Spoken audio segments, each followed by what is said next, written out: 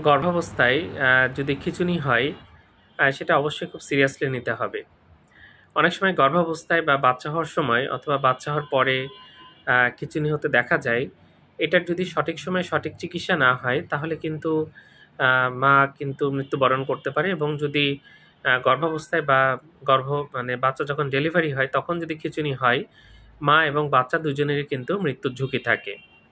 এই রোগীগুলো কিন্তু খুব কমন এবং পাওয়া যায়। আমাদের দেশে যেটা হয় অনেক ক্ষেত্রে দেখা যাচ্ছে যে এটা অনেক লেটে আসে বা অনেক পরে আসে।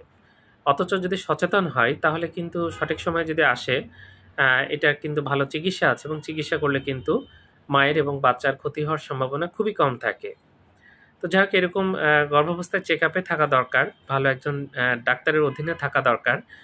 চেকআপের মধ্যে থাকলে কিছু হচ্ছে কিনা সেটা বোঝা যাবে এবং আগেভাগে ব্যবস্থা নেওয়া যাবে। এর ফলে কিন্তু মায়ের এবং বাচ্চার মৃত্যুর সম্ভাবনা অনেকটাই কমে যাবে।